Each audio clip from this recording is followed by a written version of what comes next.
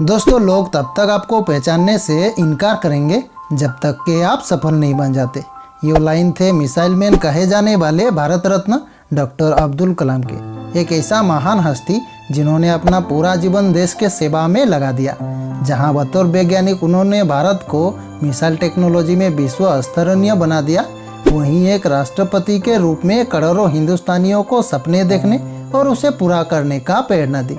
लेकिन अखबार बेचने से लेकर आखिर किस प्रकार भारत के 11वें राष्ट्रपति बने, साथ ही मिसाइल मैन का दर्जा हासिल करने में कामयाब रहे, चलिए इनकी बायोग्राफी के जरिए हम जानने की कोशिश करते हैं। तो दोस्तों, इस कहानी का शुरुआत हुआ था तमिलनाडु के रामेश्वरम धनुषकोटी में, जहां पर अब्दुल कलाम का जन्म सन 1931 के 15 अक्टूबर को एक मुस्लिम परिवार जैनुलाब्दीन के घर में हुआ था, जो पेशे से एक नौवारे थे और माँ का नाम आसियामा थी।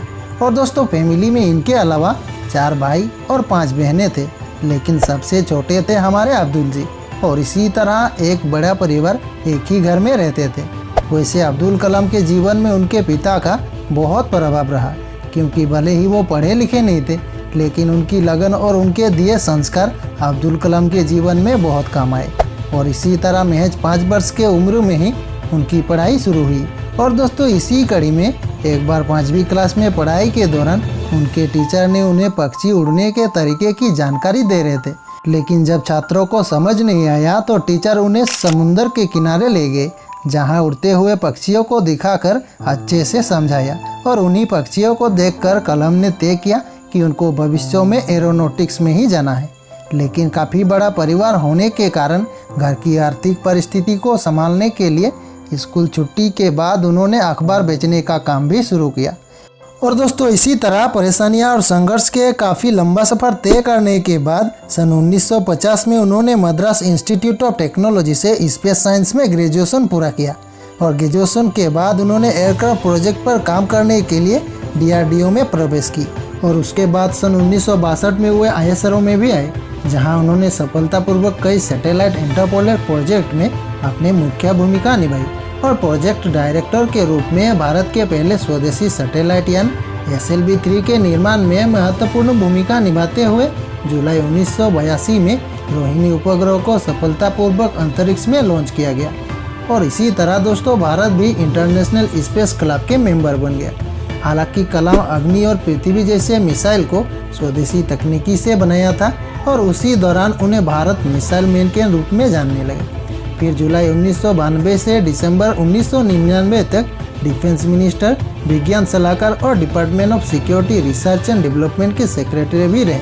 और दोस्तों, उन्हीं के देखरेख में भारत ने सन 1998 में पोखरण में अपना दूसरा सफल परमाणु परीक्षण किया, और परमाणु शक्ति से संपन्न राष्ट्र की सूची में भारत भी शामिल हुई। और तभी से भारत की युवा पीढ़ी उन्हें अपना आइडल मानने लगे। और इसी तरह उनकी राष्ट्रीय व्यक्ति के लोकप्रियता को देखते हुए सन 2002 में उन्हें भारत के 11वें राष्ट्रपति पद पर नियुक्त किया गया। फिर दोस्तों, 5 साल तक उन्होंने पूरे निष्ठा के साथ राष्ट्रपति के रूप में देश की सेवा करते रहे। पर उनका कहना था कि राष्ट्रपति के रूप में उनके द्वारा लिया गया सबसे कठिन निर्णय था ऑफिस ऑफ प्रॉफिट के बिल पर दस्तखत करना। उसी कड़ी में दोस्तों, 2007 में फिर से राष्ट्रपति चुनाव न लड़ने का फैसला किया और 25 जुलाई 2007 को राष्ट्रपति पद त्याग दिया। हालांकि कार्यकाल छोड़ने के बाद डॉक्टर अब्दुल कलाम ने एजुकेशन क्षेत्र को चुना और शिलोंग, अहमदाबाद और इंदौर के IIM में विजिटिंग प्रोफेसर के तौर पर कार्य करने लगे। उसी दौरान दोस्तों, 2015 के 27 जुलाई को शिलोंग IIM में डॉक्टर अब्दुल कलाम लेक्चर देते हुए उन्हें दिल का दौरा पड़ा और उनकी स्थिति गंभीर हो गई। और कुछ ही समय में करोड़ों लोगों के आदर्श अब्दुल कलाम के कार्डियक अरेस्ट से बेतानी हॉस्पिटल में मृत्यु हो गई। और दोस्तों, मृत्यु के 3 दिन पश्चात 30 जुलाई को रामेश्वरम पीयू द्वीप में सम्मानपूर्वक उनका अंतिम संस्कार किया गया।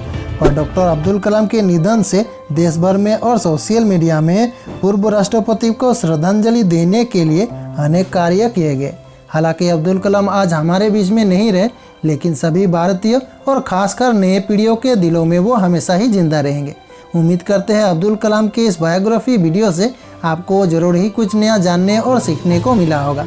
लेकिन अगर आप इसी तरह के वीडियो आगे और देखना चाहते हैं तो हमारे चैनल को सब्सक्राइब करें, साथ ही बेल आइकन को प्रेस करना ना भूलिएगा। मिलते हैं नेक्स्ट वीडियो में। Thank you for watching.